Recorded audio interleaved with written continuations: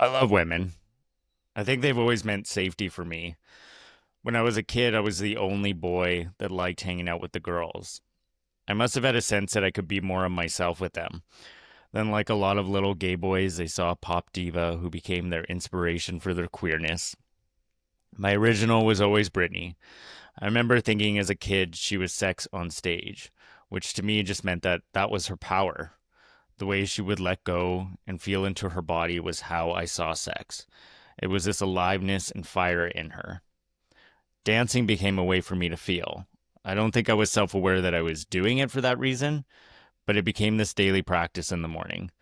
Dancing to Britney, trying to make myself feel the way that she did on stage. It's like saying a mantra to yourself with your body every day, but the mantra is you better work, bitch. In this episode, I chatted with my friend Priscilla Mossy Stone, who is a drag queen from LA. She's got a story about her coming out journey. I'm excited for you to hear it. This is Mask Off for Mask, and I'm Vance.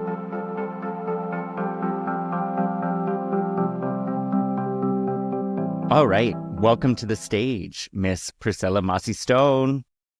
Hello, y'all.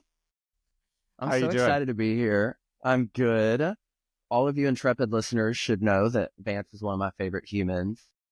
He is as beautiful on the inside as he is on the outside. Right back at you. Well, we can start. Yeah, We but can you say, wake up like that. I don't. oh yeah, I don't wake up like this either. Well, let's start by how we met. We met on the Himeros retreat that we both worked on in October this past fall, and had a wonderful time together. And I got to know this beautiful human who is so kind and caring and compassionate. But also, I'll say, and I told you this there, that I admire how free you seem to be in your existence. You just seem so free and just yourself and so genuine. And so that's why I love you. Thank you. Oh my God. I didn't know this was going to be a love fest. Yeah. Please stop. No, don't. Yeah. Yeah, we spent a really marvelous time together at Easton Mountain for a retreat, and that week I still look Yeah. back on all the seeds planted and all the lessons learned. That was a great moment for me, just personally, yeah. And Yeah. being able to share it with everybody, and like it be such a really cool little nucleus of a family that it was like very special. Yeah, I totally Had you ever done anything like that before, like a retreat or anything? Well, I've done lots and lots of camping. You know, I grew up a preacher's kid, church Yeah. camp, retreats, all that kind of stuff. But in a gay, erotic, community-driven, sex-positive environment, absolutely not. Absolutely not. Probably, I mean, really, and I say this as somebody who's been through some precarious situations in life. It was probably the most out of my comfort zone I've ever been. Oh, yeah? Yeah. Was it because of the erotic stuff, or what was it then that made you so uncomfortable? Yes and yes. So it was definitely just like the in my faceness of it all, because up to then everything had been so theoretical for me. It had always been on podcast. It had always been in conversation, or just like, you know, I was able to move at my own slow pace in my relationship with my husband. So like when it comes to our personal sex lives, like I'm able to kind of experiment at a pace where my toe can dip in the water and feel safe. But this experience did not hold room for that. This was like, here's the deep end, push. And I had been warned. So like I came prepared for that, and I knew, which is why like I tried not to resist. I tried to lean in, you know. Yeah, it's great. So we're talking about, for those listening, we're talking about like when we went to this retreat, and it was workshops and classes that were quite interactive and were quite like, I mean, they were incredible. You learned so much, but you're not just learning content. You're learning about yourself because it pushes you out of your comfort zone. You are in new sexual or erotic environments that somebody like me raised in the South, like I still have a degree of like shame and shit that I work through. And then there's also just the pearl clutching nature of being a Southerner, where I'm like, oh my God, like what? That's a thing, penis, you know, like it took a minute to like get into the groove of this is all just beautiful brothers, fathers, lovers, and friends gathered and being together. Like this is what it's supposed to be, bitch. This is our garden of Eden. You know what I mean? Yeah. Yeah. And I think also it's just like how you said, it's this learning experience for yourself that you show up into this container, whatever the retreat was, and the stuff that comes up, like it doesn't even have to be extremely sexual or intense, right? It might just be might just be you taking off your shirt and being like, not you, but someone in the retreat or something, taking off their shirt and feel like, wow, I've never really felt comfortable in my body around other people, right? Like for me, going into a group of men, especially gay men, like I did a men's yoga retreat a few years back, and I remember feeling so nervous because I don't really feel all that safe with a bunch of guys that I don't know, if that makes sense. Yeah. So like, if I was to walk into a house party full of gay men that I didn't know, I would be like all anxious and stiff and kind of nervous and not really knowing how to navigate those spaces. But I find that, like, in a retreat space or any type of healing modality, form, event, whatever, that it is at least a little bit safer. And it is the ability that people have to be able to open up and talk about their shit and be real, which is the thing that allows everyone else to feel safe. I agree. You're kind of for building the permission structure Mm-hmm. as you go along. Because, I mean, sometimes you do need to get away to act a little different, right? Like if you want to see a different side of yourself, then go to fish in a different pond, like go dance in a different circle. And the retreats like that are a great way to do it.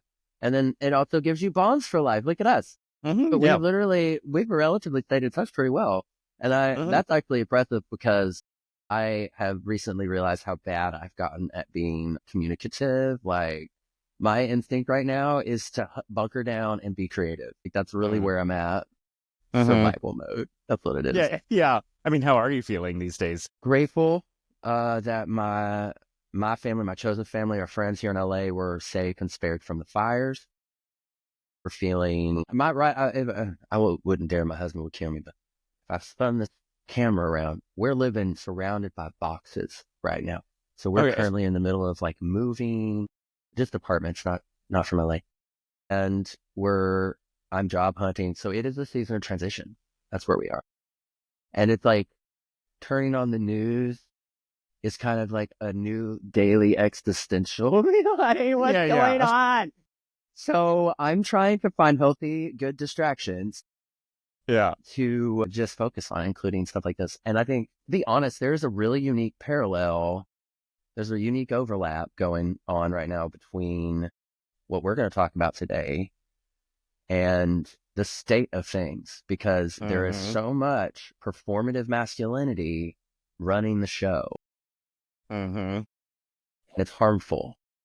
So Mm-hmm. that's I really where we're at.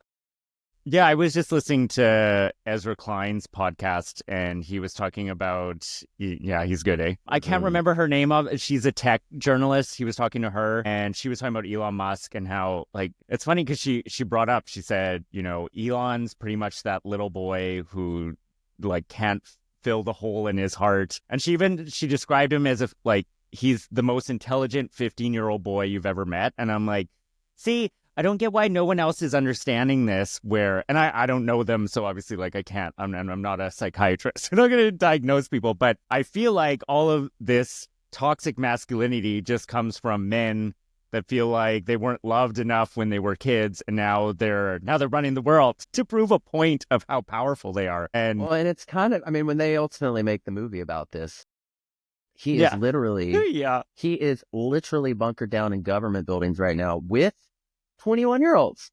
So yeah, I yeah. think he emotionally, that's where he is. Those are his friends. And Mm-hmm, those are the boys. And those are who he brings in to take over the U.S. government. Like, that's mm-hmm, what they're doing. It really is like that. He is this, mm-hmm, it does feel like this underdeveloped person whose privilege has crippled him in his development. And I think like he has a trans daughter mm-hmm. who Who railed apparently against doesn't him like. online. Yes. And well, they are very anti-dad, and which I applaud that energy. I'm there with my Mm-hmm. relationship with my family myself. It's like sometimes you have to speak your virtues. And so I live for that interaction. Well, apparently They're always even like, Elon's dad doesn't like him. I mean, the amount It of makes maggots sense. that whose family members are against them, like Mary Trump, do you know who Mary Trump is? His niece. Oh yeah, I she's done a lot of love her, press. right? Like Yeah, they know. They know. They've been telling us. Like, yeah, yeah, but it's just a bunch of sad boys. You're right. There is yeah, this toxic really. yeah. Well, so because what we're going to talk about today is femininity, But what I was saying about you, the reason why I admire you so much and feel you're so genuine and comfortable in your own skin, even after, and you can go into a little bit this if you want, but like your how you grew up and your story with coming out and all that, that I'm like, how did you manage to still be in touch with your femininity and be able to express yourself in the way that you are with, and you can go into your story if you want, but how did you find your femininity, the courage, should I say, to still be in touch with that side of yourself after everything you went through? Goodness. First, intrepid listeners, if you're not looking at us right now, you should know that so I'm a drag queen. I'm originally from Nashville, Tennessee. I live in LA now and I work in West Hollywood. And currently I am in kind of half drag. I painted half of my face, full beat, lacquered, all of it, and then the other half completely untouched, just to kind of symbolize this journey. So growing up in Tennessee, growing up in Nashville, I mean, I was technically born in Texas. My dad was in the military, so I went from Texas, Arkansas, Alabama, Missouri, Tennessee, and then later in my adult life, continued moving around. And so when I landed in Tennessee, I was there for 12 years. That became the influence that's what informed who I was. That was the place.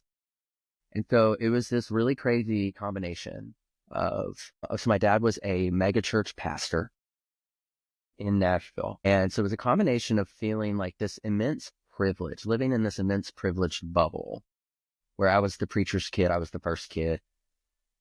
And I And walked okay, around so sorry to pause you, but I want to ask about that. So, like when yeah, you say that, I picture like what's his name, Joel Osteen, or like one of those yeah, huge churches, like yeah, very capitalistic. Is that what it was like?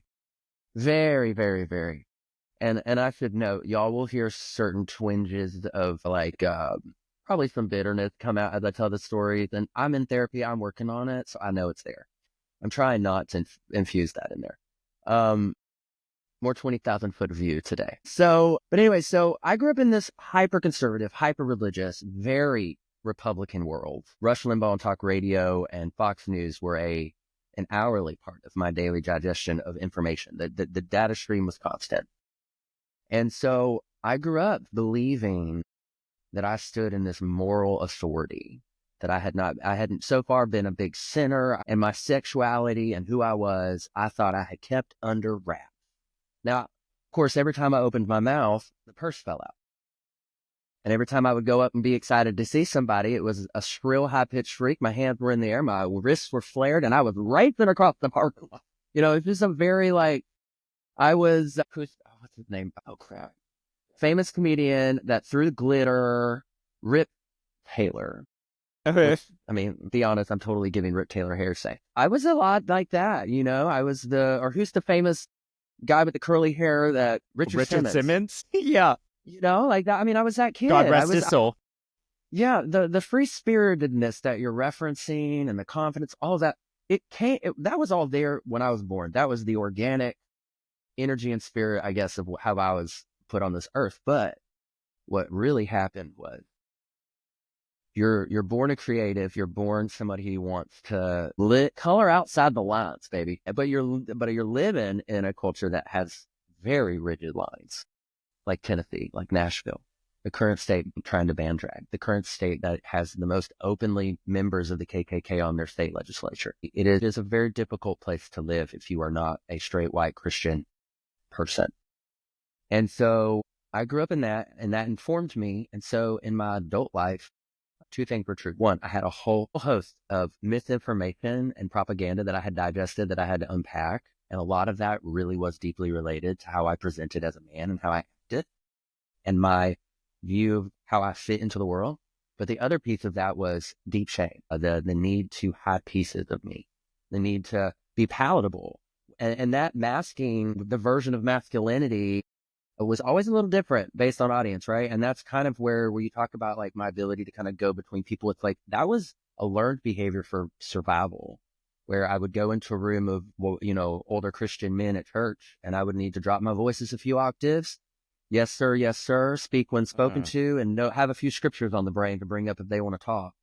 But then there was a form of masculinity with my friends where it was, we're going to talk crazy about women, and we're going to really lean into the look at them boobies, and look, the total Uh-huh. degradation and sexism. All of that was there.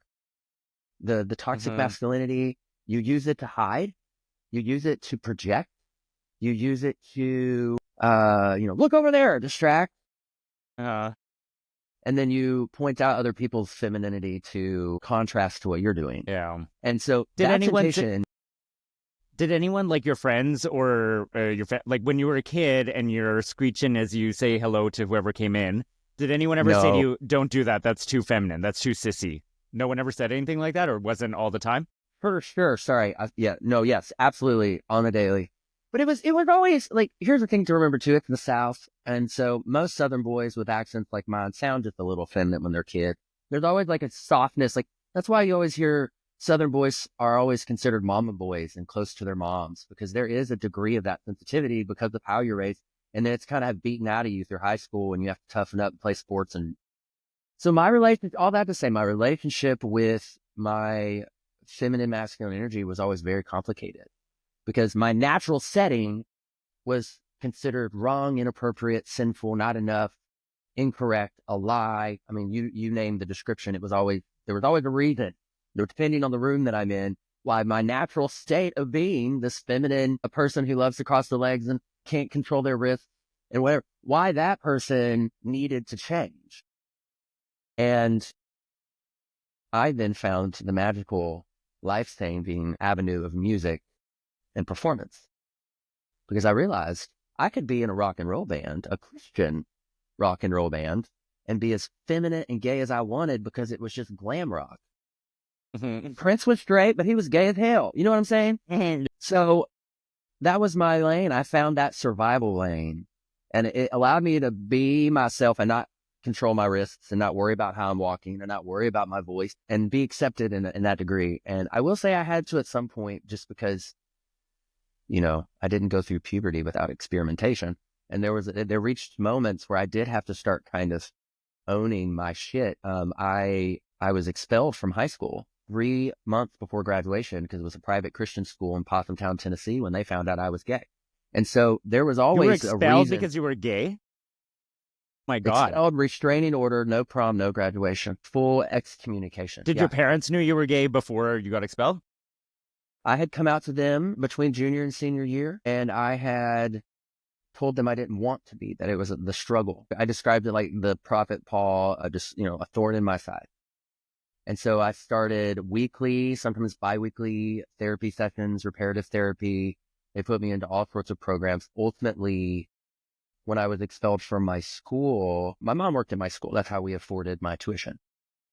And I would have to hang out after hours and I would avoid the bullies and the jocks because, again, feminine. And I was trying to fit in. I was the water boy for everything. I was the mascot for all the sports teams, but they didn't want me around. I was too different. And so Wait, were I you would, showing? So, like, sorry, I'm so curious of this story. So, yeah. I could even imagine, like, I had a shitty time in high school too, and definitely was not in with the cool kids and all that. But what were you forced to be a mascot? Because I would never be like, oh yeah, I'm gonna So be the mascot for these assholes. Beat me up. my parents wanted me to be heteronormative and fit in and survive, So you were kind of partly out forced of, to be in those spaces. it was one of those things where I was very overtly encouraged to Mhm.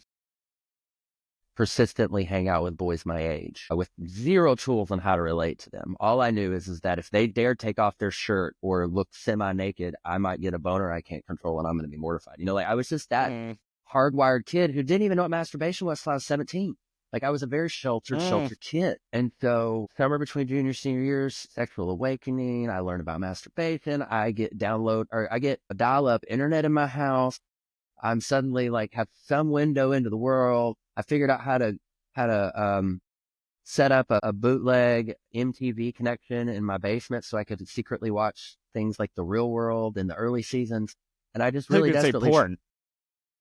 It's not even well, that. I did try that a couple of times just through Google search, but I was so paranoid. And in fact, it was a Google search for something like that got me caught at school because I had no idea how the internet worked. This was like 2004, 2005. Like this was like Yeah. many moons ago. So I But anyway, so to fast forward, so yeah, so I had gone through all of this excommunication, public humiliation. My dad's the pastor of this mega church.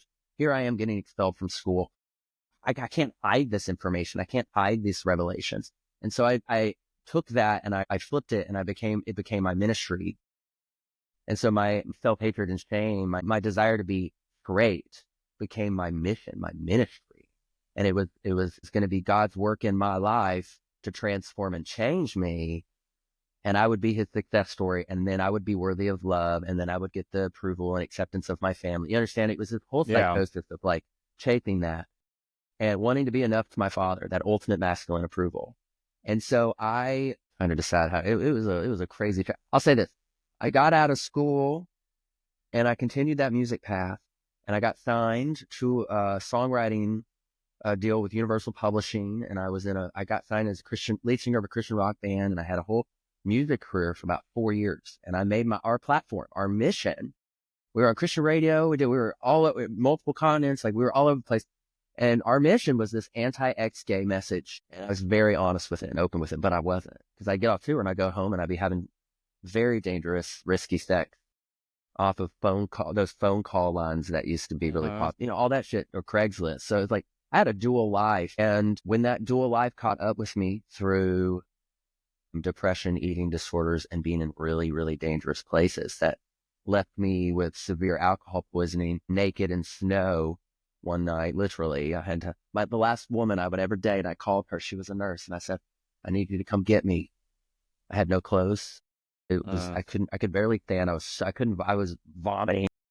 It was horrible. And I call her. She takes me home. She nurses. It takes like 3 days for me to get back to normal. And, but I didn't go to the hospital because I didn't want my family to know. And so, after that, I kind of officially came out. And the response was ultimatum. My ministry was on the line, my career, so to speak.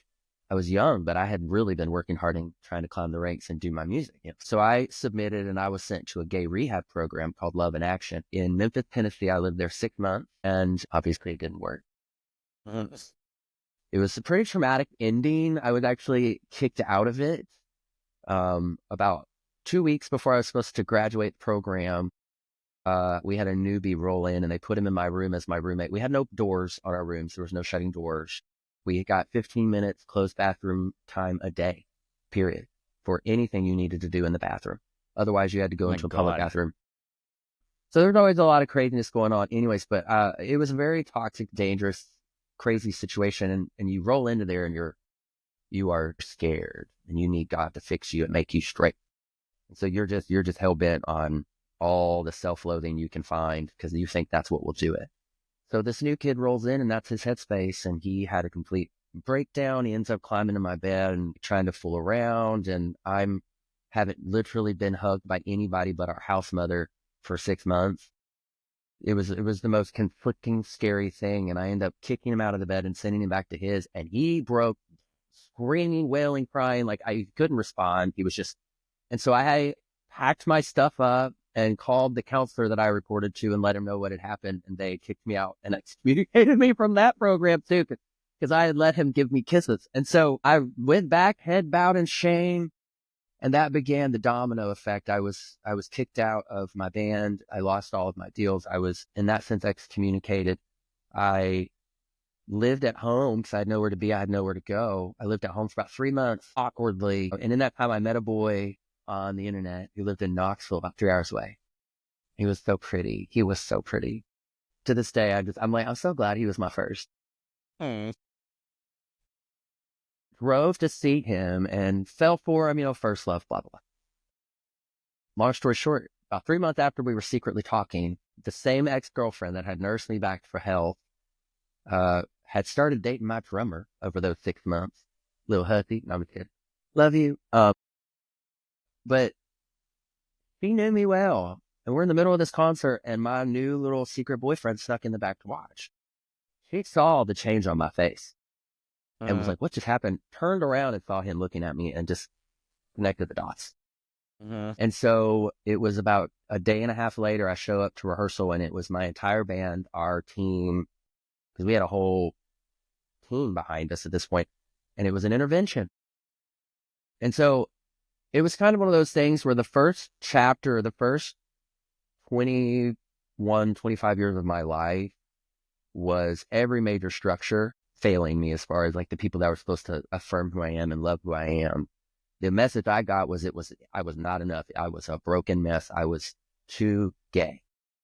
Mm-hmm. And even in the gay world where I would try to dip in, I was shocked to find that with my personality being super skinny little twink, that I was also not valued there. I wasn't enough there. And I Are you will about the say gay I world felt in Tennessee in or in? Nashville. Yeah, in Okay. Nashville. Because it was like at that time, it was a lot, you know, we didn't have apps. There was no grinder. And so back then, the energy around mask for mask bias and all of that stuff, which is just pure ignorance. The energy behind that was the rule. That was the rule. There were no cute femme twinks and bartenders at the time. Now you'll see them everywhere. Now you'll see people that look all shades, colors, backgrounds, and personalities, which is exactly how it should be. Yeah. And so I was being informed in both worlds that I was in my femininity was wrong for different reasons, but I felt that resistance. And so it was music that had been keeping me going. And I suddenly didn't have that anymore. And I needed to nip this shit in the bud. And then one day I couldn't make ends meet. I was still completely estranged from my family. And so I walked into a recruiter's office and joined the U.S. Air Force. My thinking being, this is going to be the best way to fix this piece of me. If anybody can make me tough, if anybody can beat that out of me, it'll be. And again, the real motive was that approval, that masculine approval, that fatherly approval, that thing we see. Were you at this point even in contact with your dad, really? Yeah, so I had. Like, was he proud of you for joining the army? Yeah, that was what was so fucked up, if I'm being honest. Looking back on it now, you know, I've done a lot of healing. We've done a lot of work. So I can look back on it now and just like, there's room to laugh. There's room to see the ironies. There's room to see the hypocrisy. There's room to see it all. And the thing that just kills me is like, it worked, man. My plan worked. It was the first time in about 4 or 5 years I had ever heard the words, "I'm proud of you." I remember I left the apartment that I was like failing to pay rent on, drove myself to the recruiter's office and signed up. And I lied through my teeth, said I had a fiance, all this stuff. Like I just made up this Yeah. entire backstory that wasn't true. And of course, my dumbass, they're going to be doing a background security clearance. They're going to find out I don't have a girlfriend, but here nor there. So I go in, I make up this whole straight butch story for myself. And then I drive straight to my parents' house and I sit down on the couch. I say I joined the Air Force. And they told me I could move in until I left for basic training, which I did. Terrible decision. But again, at this point, I'm 24 and I was about to turn 25. And I was like, I'm too old to be living at home. At least I felt that at the time. So for me, it was just like, I need to get into the next phase of life. I need something to open for me. I need some changes. And if I have to do this, I will. So I stayed with them for a few months. I finally got the call. I left for boot camp. I went to boot camp. And you know what happened? This faggot was made leader within like 3 days. Partly because I was a bossy queen who knew how to run shit, but also because I was 25 and everybody else was like 18 at high school. So there was a bit of a natural. But I loved it. Now I did have a homophobic turd of a TI, and I'll say that to the end of my days. And there's no way he'll ever hear this, but if he ever did, you were a little turd. He was the only dose of homophobia I had the whole time I was in the service. I loved being in the Air Force. Yeah. And you know what? And it showed me this, as ironic as this is, okay? Because like you get in, you're gonna be surrounded by toxic masculinity the whole time, and it is a choice. Mm-hmm. On how you're going to fucking receive that. But you must have been also so used to that environment and knew how to deal with it. Yeah. Yeah. Well, I had learned at that point, because, you know, I had a few gay relationships and I had been up and down with it all. I had learned that even if I was wrong, that there were certain situations where I needed to learn how to stand up and speak my truth. I had not found that confidence and strength, like that had been taken from me with all the loss, rejection, etc. and I had become a lot more of a quiet person. And it was boot camp that pulled my voice out and made me learn how to scream again and learn how to yell proverbially for myself, advocate for myself. And people loved that I was gay. They thought it was a hoot. They had so many questions. It was like I was like a novelty. I was like the first gay in the village, like they just didn't know what to do with me. And all all these other straight guys in the military you're talking about are like Yeah, and of fascinated course, by you. I'm fully convinced there are far fewer actual heterosexuals in the planet than we believe. I think Yeah. heterosexuality as an extreme is so unique, so limited. It's got to be such a personality.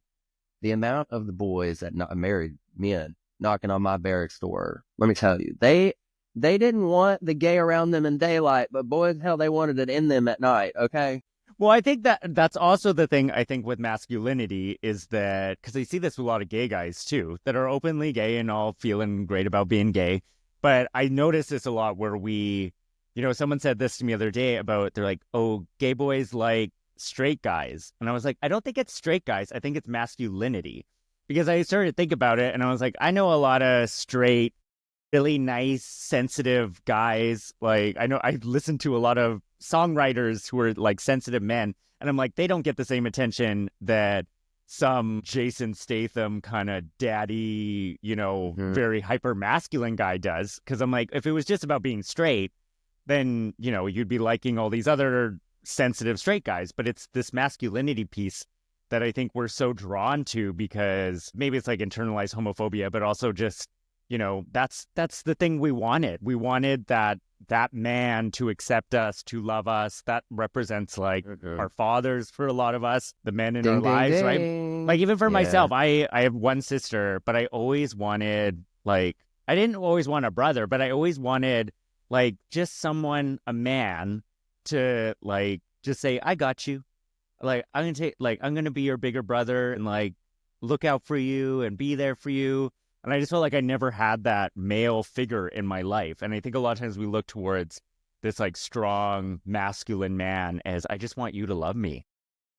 Yeah. And if we can't get that, Yeah. we'll be that ourselves so that we get those guys to love us. My tradition in middle school was, as I was in choir and theater, and then in the evenings, mascotting and water boying, trying to find somebody to like, I would climb out on my roof at night and I would sit on my roof outside my bedroom window. We had like a little gable roof that would come down and she could sit on it. And I would pray and say, God, bring me a best friend. And I mean that, like, ritual every night. Go out, sit down, quiet for a second. And I would beg. And it was a movable goalpost. I didn't know exactly what it was that I needed or what that looked like. But what it was, the need unmet, was simply I didn't feel enough. I didn't feel like I was enough as a man. Was wrapped up in my performance because of the theology I was raised in and the culture I was in. But that's not just a performance as a good Christian, it's a performance as a man. RuPaul says it best, we're all born naked, the rest is drag. The camo pants and the jerseys and the backward hats and the bro language and the high fives and the no homo bro and all of that cultural bullshit of straight culture is drag. It is your projection of straightness. Oh, yeah. Right. And so that was the veil lifted from the military for me when I started to see these alpha male tough guys suddenly behind the scenes being owie or just having a complete diva meltdown because their ego got bruised. And I'm sitting there going, y'all are no different. We are all human. And it was a chance to be thrown into such a crazy group of different types of men of masculinity that I was able to normalize myself amidst all, because I was stuck in one world, SEC football, steaks and beer, baby. Like there was one thing. And I started to realize men weren't one thing, even straight men. And then I started to realize gay men certainly weren't one thing because we are a multitude. As an individual, you contain more than one thing. And it's like, I love that you tap into that feminine energy because you do present super like masculine. Like if I saw you out, I would like, at the club, I might be a little nervous to talk to you. I might find myself tempted to lower my voice, or if my nails are long that day, I might stick them in my pocket.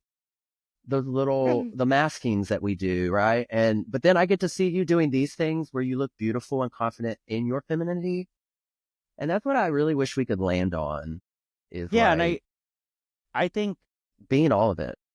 yeah, oh totally. And I think, to that, I think society puts everyone in a box, but especially for men, it's a very small box. Because I think, and I always say this thing about, if you're in college and your girlfriends like make out with each other or they have a drunken night or something and be like, oh, I made out with Ashley. It's just kind of like, oh, she was just being drunk and they were being silly. But if And it if was fun. a guy did that, it would be like, you're a fucking faggot. What like that would be Yep. the response to it. Or It wouldn't be like there's like, a oh, guy, you were just getting crazy. Be like, no, they'd be like, oh, there's all of no a sudden I'm play. gay.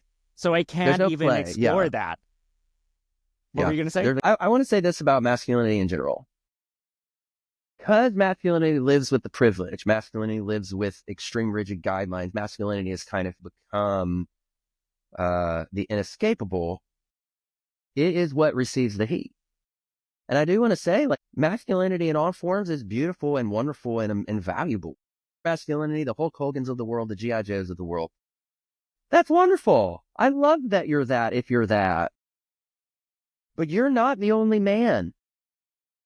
And for those listening who aren't the G.I. Joes, the only person allowed to give you permission about whether you are a man or not, whether you are enough of a man or not, is you. So it's all performative. It's all Yeah. drag. It's all choice. I The think so. emotion. I think hypermasculinity is okay to express, but I think you have to also remember that, oh, you have emotions and feelings and you have to be sensitive sometimes and you got to use that other part of yourself, right? It's funny when you say like me being hypermasc, because so my experience growing up, I was not, it was, well, I mean, eventually when I got to be like a teenager, it was, gay, faggot, queer, whatever, all that stuff. But when I was a kid, my femininity came out in the fact that I was the only boy that hung out with the girls.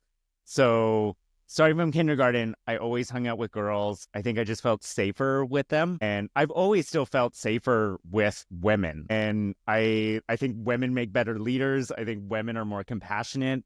They're more kind because society gives women the ability to be tender and caring, and they don't give that to men, right? So for a man to be that's the thing about it. It's like, it's all, people get it really confused with thinking that you're less of a man if you cry. But it's like, no, everyone is a person. And these things so if crying is a feminine quality, that's fine.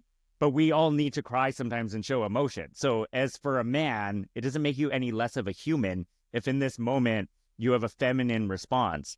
So like, it's funny Well, and because you're talking about like gendering what it is to be human, because as a yeah, mammal, we have tear ducts. As a yeah, mammal, we have tear ducts. We're meant to cry. Dogs cry. Like, we're meant to cry. yeah, Physically, you cry in the same natural way you sweat. Like, you cry. So to suppress that because of a cultural belief that makes you less of a pretend thing that we invented, aka hypermasculinity, performance masculinity, then isn't that just a waste of your time and energy? Like, it's made up. Oh, exactly. And that's what people have to understand. Is like, none of this stuff is real and it doesn't make you. So like, it's so funny because I've noticed something about the way that I look at women and men and who I feel safe and comfortable with. So I think I've always loved human beings who do not live inside that societal box and are able to like get out and not give a shit what other people think. So when I think about Madonna, I think the reason why that I am able to be myself because I looked up to Madonna, who was a woman, but what was she doing? She had all these masculine traits of how she was a fucking boss. She was like a leader. She was sometimes rude, hypersexual. She was doing all these things that men did, but she was a woman. So she was taking the shit for doing them, but she was like, fuck it, I don't care. But because I was seeing a woman do it, I was like, oh, she's doing it because she wants to, not because society expects her to.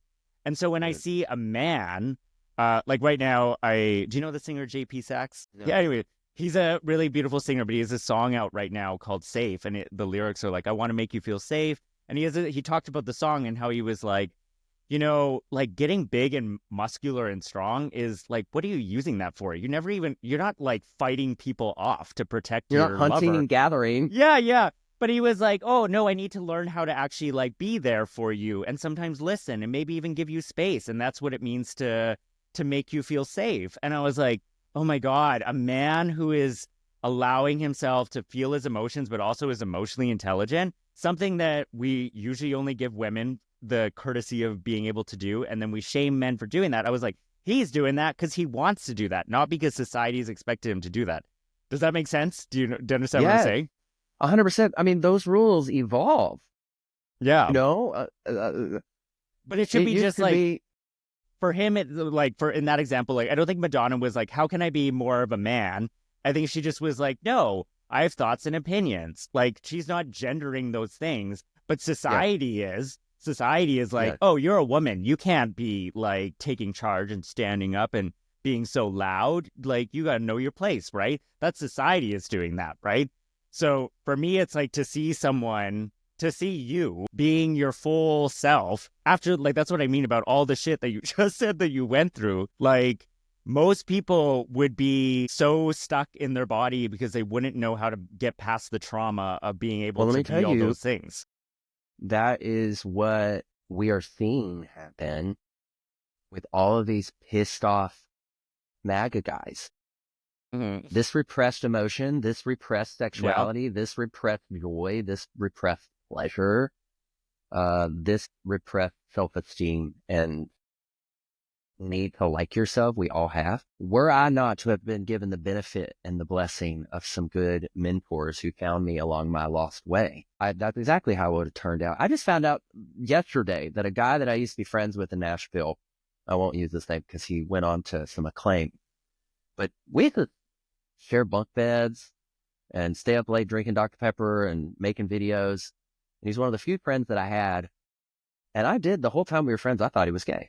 I thought he was like my other my closeted friend, and had a few little late night cuddle moments. I'll leave it Yeah. there. But found out that just yesterday that he has gone on in his adult life he's married to a woman, and he is violently angry at queer people and I say violently pro-Trump. And all his posts are just super, like, very anti-trans. And I see that, and I remember how we were as kids. We were the two femboys that would turn on a song we loved and would freak out and dance, and we had never been happier. But somebody looking at us would have said something because it was so effeminate and girly acting the way we were jumping up and down and shrieking. But is that girly, or is that just two human boys responding the Joy. way their personalities have them respond? Yes. So Yeah. again, it was just like, it's all about the story you tell yourself. Mm-hmm. And for me, going through what I did at such a young age gave me, I mean, depression has been a lifelong journey for me, and it's an annual, seasonal ordeal. And the sadness is there, the grief is there, the pain of all of going through that is there. But, they say depression is anger turned inward. And for me, being a people pleaser and a preacher's kid, it wasn't in me to turn that anger outward. I would turn that inward in my shame. And so for me, that stuff manifested in depression and anxiety. The me you see now is once I walked through those valleys, so to speak, and I had incredible mentors, a man named Mr. Jones, who is this beautiful juxtaposition of masculine and feminine. He has so much inside him, and he's both. And he is sometimes the fiercest, most maternal figure you ever needed to swoop you up and make you feel better. And sometimes he is the most protecting masculine energy you've ever wanted. And I saw that sort of manhood. And then I meet people like Dylan Diaz.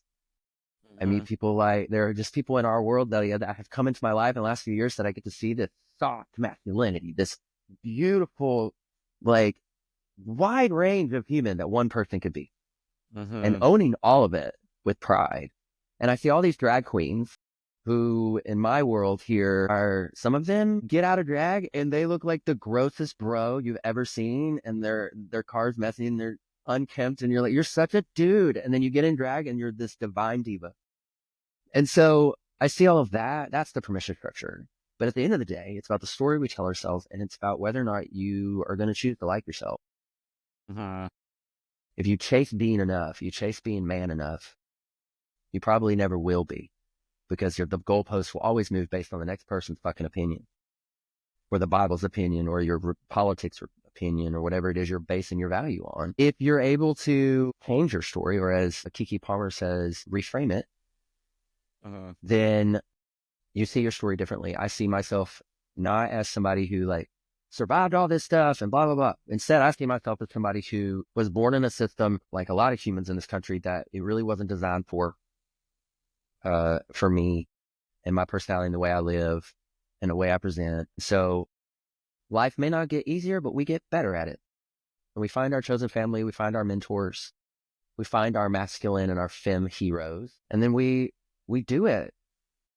It's never without fear, but Yeah. sometimes we fake the confidence until we make it. But Yeah, and I think that the chosen family piece of it, or just, you know, having that mentor or someone in your life, like that was the thing when I look at like my life of having always that feeling of, I just wish I had a, you know, male role model in my life. Like it's funny how, because like I'm a yoga teacher too, right? And I remember when I first started doing yoga, I started doing it in this class that a straight guy was the teacher of it. And he started off the class just by saying, I started doing yoga because I have ADHD and I struggle with addiction. And I was like, this is yoga? This is cool. And then, you know, that was very different. Not every yoga teacher says that. But I just thought, well, first of all, I'm an addict too. And I've got all those issues. And so I thought, wow, this guy's being so vulnerable. And he ended up becoming like a big brother to me, that he just looked out for me. And I remember when I got sober, he was proud of me. And I was like, no one has ever done this in my life. And so it was the thing that I needed, of a guy just being able to be that, a guy that was like, I got your back. I'm going to look out for you, you know? yeah, and it's scary. And I want to say to anybody listening to us that wishes you could just fly your femme flag a little higher, I just want to say, like, I get that. It is scary. It can feel like a risk to be authentic and raw and vulnerable, but it is worth it. I mean, I went from building an entire ministry career and music career around the abdication of my personality and around the personal rejection of myself, and use that as a way to project my story. And then I went to the military and put myself through hell to try to be more masculine and butch. And now I am a drag queen in West Hollywood. And I've never been happier, because the truth is, I love Jeremiah, the boy me. I love him. I love being a man. I love having gay sex as a man. I love the smells of men. I love being a man, but I also love my femininity, and I see power and strength there too. And like you said, if we want to be fuller people and be fuller humans, being in touch with our emotions and our empathy, being in touch with our communication skills, being a man that you said, okay, my job as a man, I want to be a provider. Well, maybe you're not providing a boar that you hunted out of the woods, you muscle daddy. How about you get the emotional skills to lift up your family and support them when they need it there? So our needs have changed and we are evolving, but no, there is a power in embracing yourself for who you are fully, masculine to feminine. That spectrum is huge. So wherever you sit on that spectrum, be happy about it, bitch. You're you. You're the only you. You know what I mean? Like, that's how I view. That's how. So you say, how are you so confident? That's where it comes from. I'm just choosing to fucking do it. Yeah. And then it can change on that spectrum, right? Like, you're not stuck on that spectrum in one spot. It is always fluid, and you can go move back and forth. And that's what I mean. Like, hypermasculinity is okay to express it. And sometimes there's times where you need to use it more so than you need that feminine energy. It's interesting. I want to ask you about when you get into drag. So I still do. I haven't done this in a while, but I used to do this thing, especially in my 20s, because like I'm still a pretty shy, insecure person, as we all are. But I used to do this thing in my 20s when, like, I can't even imagine all the stuff that I did in my 20s, because I was very from like the moment I got out of high school, it was like, I'm going to live my life and become the person I want to be, and all that. But I would do this thing when I had to show up to like a job interview, or I had to show, like, I worked in media for a bit in my 20s because I went to film school, and I would have to show up for like be on the news or something. I'd be so nervous. But what I would do beforehand is I would say in my head, be Madonna, be Madonna. And so I would just be like, don't be Vance, because Vance is a like shy, really insecure person. switch to be Madonna. Like, just get all those thoughts out of your head about, oh my God, I'm getting so nervous. What if I somebody sees? love Like, that. be Madonna. What would Madonna do? Just be her in this moment. And it gave me a Yeah. framework to actually change who I was, to express that side of myself, to be able to just step into those spaces. So That's the only thing that's different between what you're telling me yeah. and what I do is I change my exterior when I put on my internal Madonna, and Mm-hmm. I named her Mossy. It's Beyonce Saka Fierce, right? Yeah, yeah. It's the inner diva. It's the permission structure to feel confident, to smile, to make eye contact, to speak up, to dance, to move your body, to be vulnerable, all those things empowered through that. And yeah, man, that's it. That's drag that, in the best way. Like that. That's it. Yeah. Do you do that out of drag? Do you ever have to have a moment where you're like, I need to be Mossy, and you just got to Actually, switch that? okay, this is something I don't say very often, but I'm totally going to say it.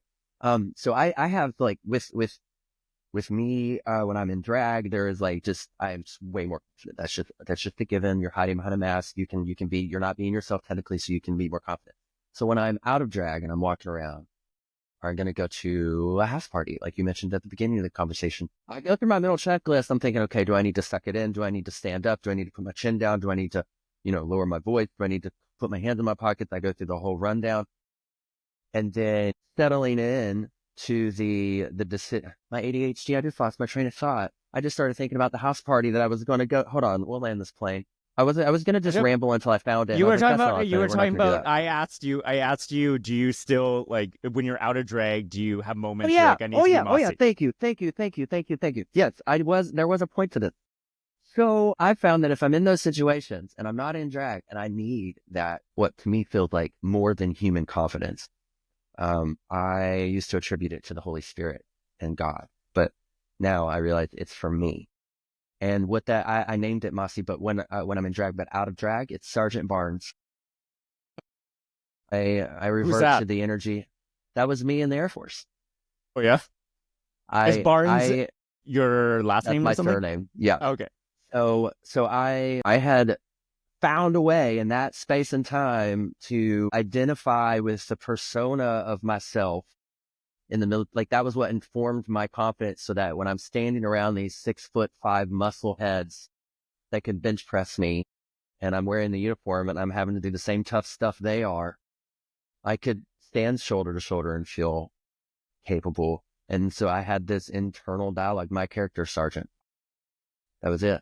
And even to this day, go into a house party, go into like New Year's Eve, go into a situation where I'm uncomfortable or I'm insecure. And I think to myself, okay, let's pull out the sergeant.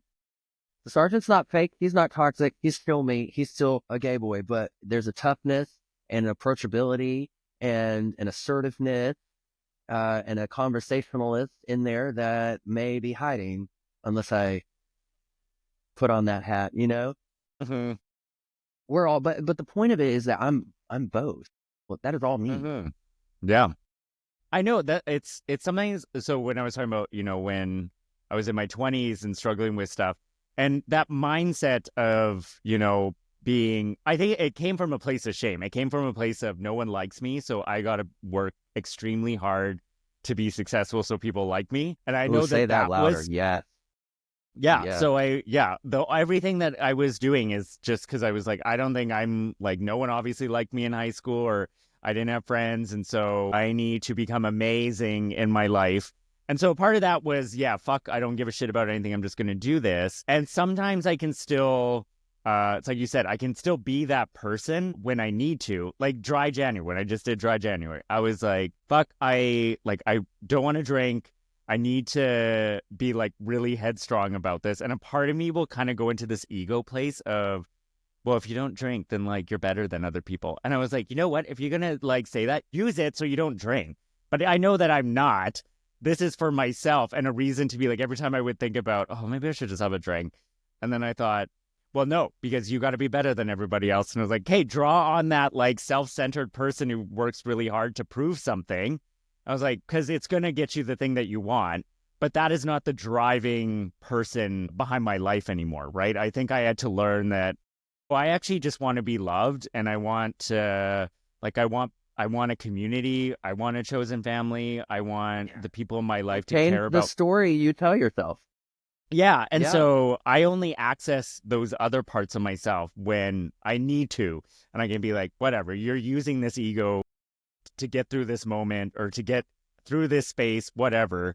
But I know that the intention of my life now, I want it to be like community. I just want to feel like I can just be me. And even, when it comes to porn and just the gay community, I feel like also there's so much of it that still expects me to, oh, I got to be all of these things before I'm accepted into this group or I can enter into this space. Like I still feel that. And I've just gone to this place where I'm like, I'm tired of working really hard for like nothing. I was like, I've been working hard my whole life to prove something. And I'm like, who has even gotten that message? Like, I've lived in Toronto for 13 years. I know a lot of people who probably have liked me because of those things. But like, at the end of the day, none of those people are my none of Closer. them are my chosen family. None of those people have shown up for me when I've been in my low points or when I'm just being myself. Like there's very few people that have done that.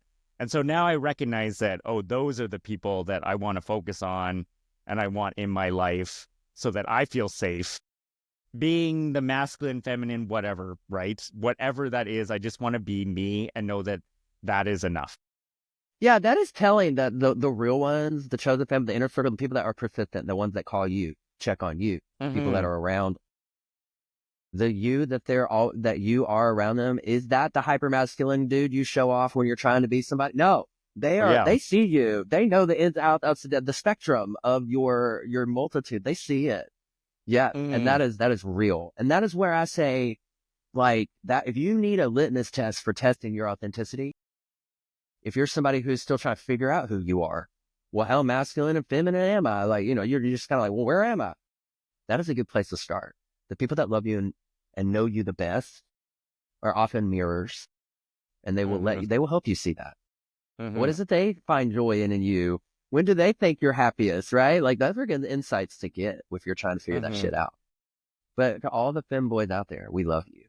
And you are Mm-hmm. a man. You are so masculine in your femininity that it's disgustingly sexy. You are Yeah. worthy of pleasure and love. And like, I hope like all the men listen to this, hold your head high, boy. Like, hold your heads high because your beautiful place on that spectrum is exactly what we need to bridge the gap Mm-hmm. for all of us on this spectrum. Like, there's pieces of me and all of you and vice versa. And we're able Yeah. to like edify one another. So fit it And up. yeah, yeah, and be whatever that is. It's funny because when I look at like my femininity or even, drag, for example, like, yeah, as I've said, I feel like every podcast episode I bring up Madonna, but I feel like, so I love Madonna and I know all the choreography to like everything her and Britney Yeah. do and all this stuff. But my one thing, and so I used to think, oh, maybe I like really want to do drag. And as soon as I get into drag, I'm going to be like, this is me. But I have learned something about myself is that my femininity is more based in the feeling aspect of how in touch I am with my feelings. So one of the reasons why I think I'm a good dancer is because I'm sensitive to the music and I feel free in my body when I move. So I'm not afraid of looking too feminine or looking stupid or whatever. But my one thing is like when I dance, the freedom, as soon as I start to put more drag on, the less free I feel in my body. And I'm just too lazy to be like, I can walk in heels, but oh my God, I can't. I can't even imagine like I have a couple pairs of heels and I bought them for the hopes of being like, hey, just wear them around the house and like get used to them. And after like 15 minutes, I'm like, this is too much work. I can't do As this. a drag I queen, I would, endorse that message. Yes, I yeah, agree. like I would be one of those lame ass drag queens wearing flats. Because I'd be like, I Okay, can't wait, do it. wait. Here's a good question as we're wrapping up. What is your go-to song when you want to feel your diva?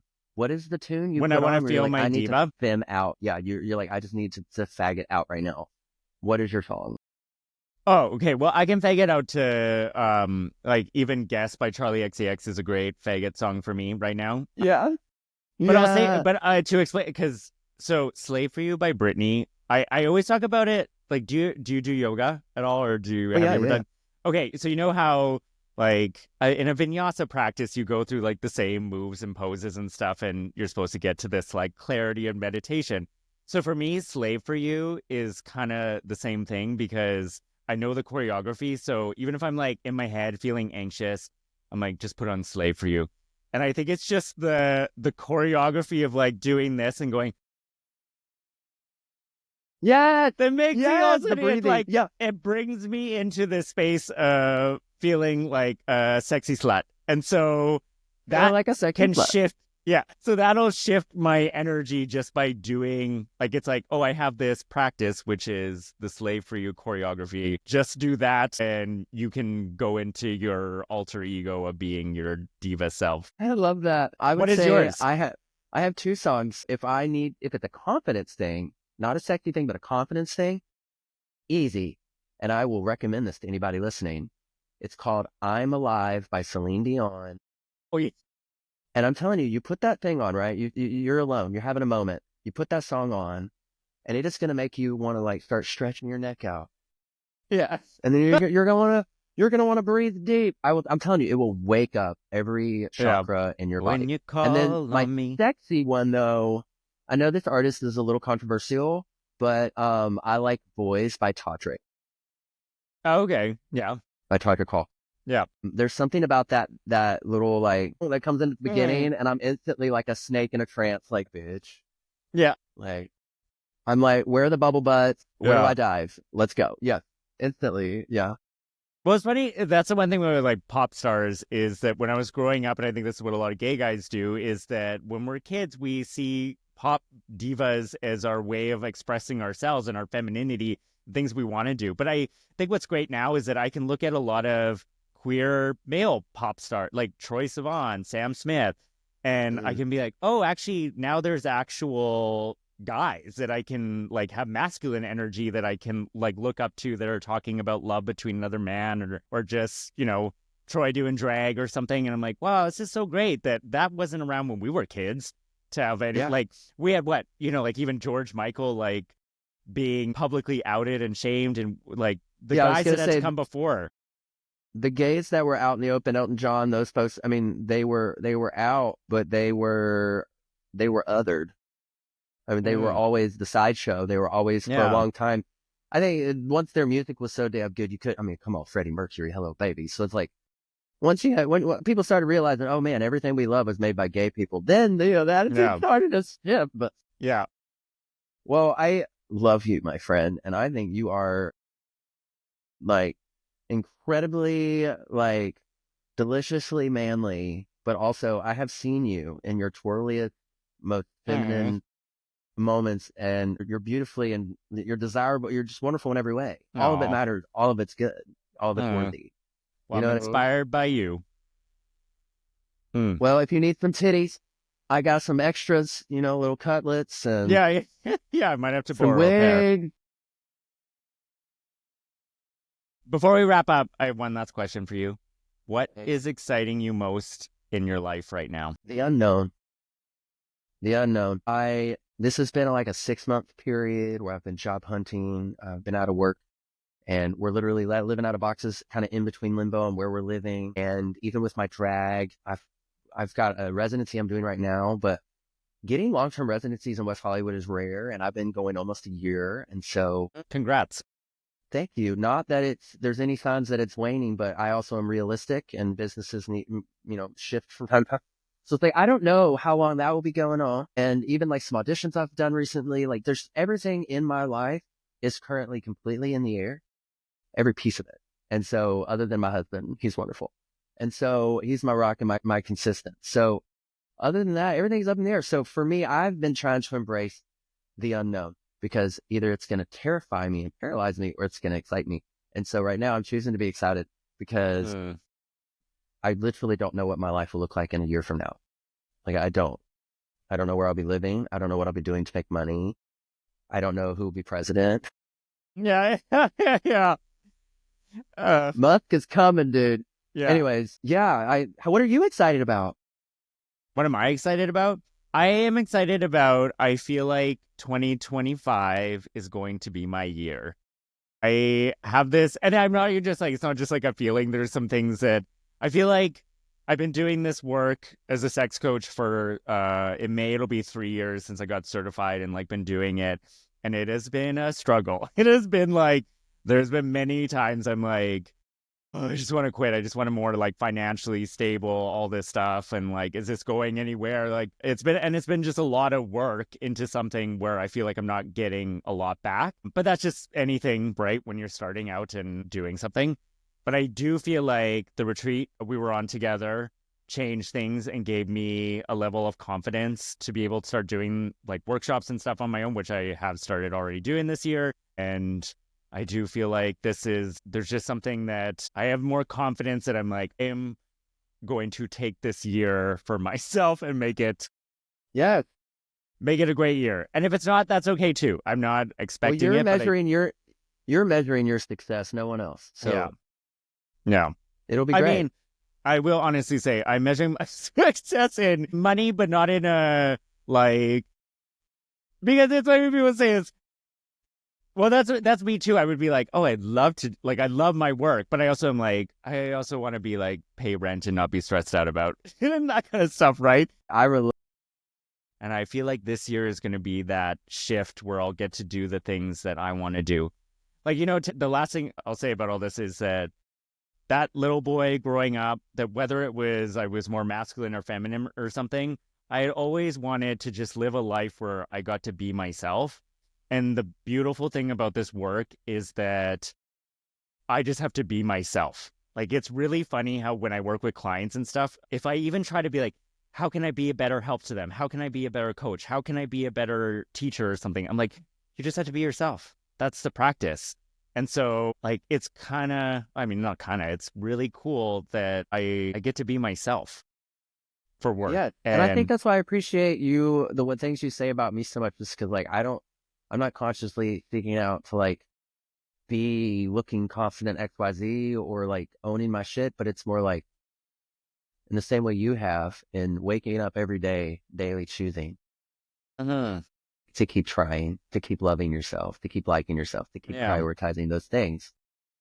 It's the building of those good habits. It's the daily of your worth and of your manhood and of where that stuff comes from. That you build those habits. And you're right. You living it out gives other people permission and other people knowledge on how to do it. That's why I love that we're going to be among the first large generation of queer elders. The generation yeah. before us, we lost a lot of them to AIDS, and there, so many folks didn't even come out of the closet. Mm. To be doing what you're doing at this age, imagine the Dumbledore of gayness you're going to be when you're an older man. Yeah, yeah. The the Ian McKellen of gayness I'll be, I hope. Yeah, yeah. So lean into it, Gandalf, baby. Gandalf. I was like, what's his Lord of the Rings name? Yeah, yeah. I knew what you meant. I knew what you meant. Yeah. Yeah. So, Yeah. well, I love you too, my Um, friend. I This love was you great. too. Is there This anything was great. else you want people to know? I'll tag your socials and all that in here, but is there anything you want people to know about you? Well, if you are in the LA area ever, come see me at Revolver in West Hollywood. I'm there every Tuesday. Uh, And if you are on social media, you can find me on Blue Sky and Instagram at Mossy Loves Book. And be kind to yourself today, folks, because it's the only life you got, and you're the only one you got. So be nice about it. that's an awesome place to end off. So thank you for doing this, Mossy. Thanks for having me. I love Uh, to talk. yeah, I know. It was great.